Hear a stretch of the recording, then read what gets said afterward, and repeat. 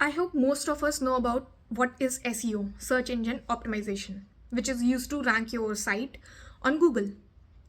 But do you know about AEO GEO? What is AEO GEO?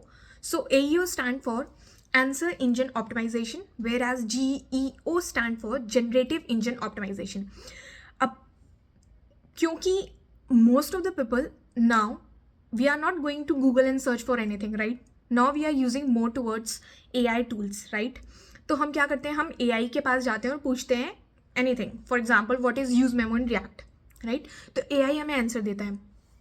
अब हम क्या चाहते हैं कि जिस भी प्रोजेक्ट या साइट पे हम काम कर रहे हैं, सो दैट हम उसमें AEO GEO लगा दें, सो दैट सपोज करो अगर कोई भी इंसान, कोई भी बंदा या बंदी AI पे जाता है और उसने कुछ क्वेश्चन पूछा, तो वो उसको हमारे साइट के बेसिस में अगर कुछ रेलेवेंट होगा तो वो आंसर दे देगा. फॉर एग्जाम्पल AEO क्या करता है कि हमने अगर क्वेश्चन पूछा AI say that what is use memo in React, तो वो इन शॉर्ट में कुछ तुम्हें एक स्निपेट के फॉर्म में आंसर दे देगा, राइट?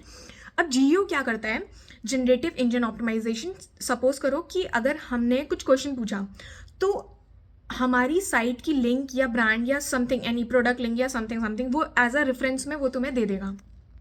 फॉर एग्जाम्पल सपोज करो कि हमने क्वेश्चन पूछा AI टूल पे, कोई भी AI टूल, जेमिनी, परप्लेक्सिटी, सीरी, कुछ भी AI टूल पे हमने क्वेश्चन पूछा कि comparison between react JS and next JS. तो वो कंपैरिजन तो देगा पर साथ में सारे डॉक्यूमेंट्स की रेफरेंसेस भी दे देगा अगर हमने AEO GEO लगाया हुआ है तो. I hope this helps you, and let me know in the comment section that what do you want to know more about this AEO GEO, because I have been working into AEO GEO also.